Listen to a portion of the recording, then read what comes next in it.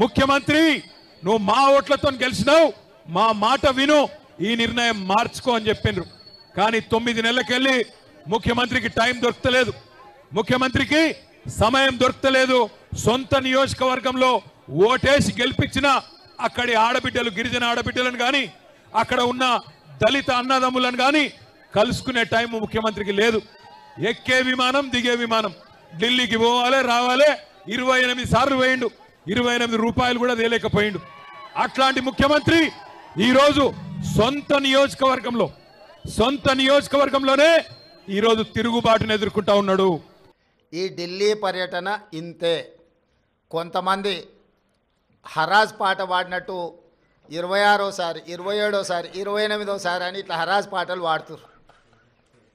వాళ్ళలాగా పైరవీల కోసమో, కాళ్ళు పట్టుకోవడానికో, కేసులను ఎత్తేయించుకోవడానికో, మోడీ ముందు మొక్కలిల్లడానికో ఢిల్లీకి వెళ్ళడం లేదు.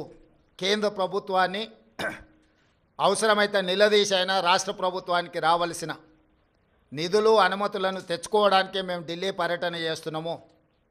ఎవరి కాల్లో పట్టుకోవడానికో, కేసుల నుంచి తప్పించుకోవడానికో, గవర్నర్ నుంచి అనుమతి ఇవ్వకుండా ఆపుకోవడానికో మా ప్రయత్నం కాదు.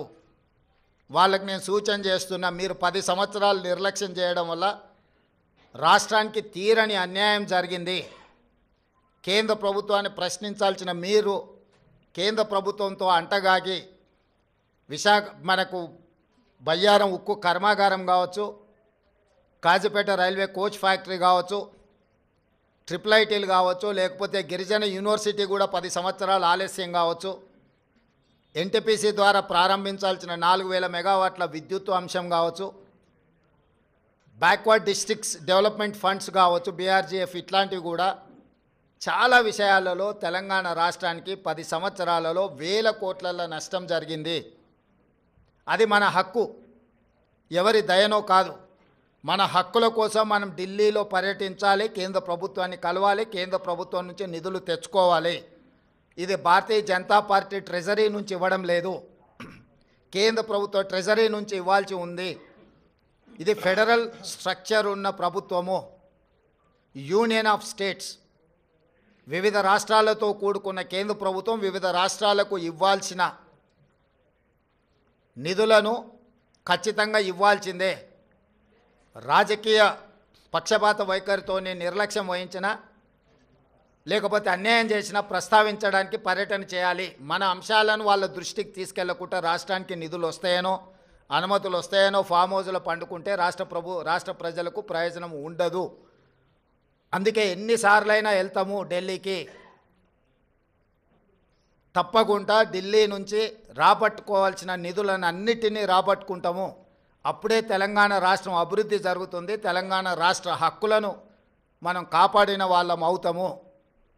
మీ కడుపు మంట మాకు తెలుసు, మీ దుఃఖము మాకు తెలుసు. మీ కడుపు మంట కోసమో, మీ దుఃఖం కోసమో మీరు పెడుతున్న కాకి గోలను మేము పట్టించుకోము. మీలాంటి వాళ్ళను అలా అరుస్తుంటే మాకు ఒక రకంగా ఉత్సాహం వస్తుంది. ఎందుకు అని అంటే మీ బాధ, మీ దుఃఖం చూస్తుంటే మా కార్యకర్తలు సంతోషపడతారు. 10 సంవత్సరాలు మా కార్యకర్తల్ని వేధించుక తిని అక్రమ కేసులు పెట్టి ఈరోజు మీరు పడుతున్న క్షోభం చూస్తే, తెలంగాణ రాష్ట్రం అభివృద్ధి ఎక్కడ జరుగుతుందో అని అడ్డం పడేదాన్ని చూస్తే అప్పుడప్పుడు కోపం కూడా వస్తుంది. కానీ ఇవన్నిటిని ప్రదర్శించాల్సిన సమయం కాదు. ఏకాగ్రతతో, కార్యదీక్షతతో తెలంగాణ రాష్ట్రాన్ని అభివృద్ధి పదం వైపు నడిపించే బాధ్యత తెలంగాణ ప్రజలు మాకు ఇచ్చిండ్రు. ఆ దిశగా మేము ముందుకు వెళ్తామని చెప్పి తెలియజేస్తున్నాం.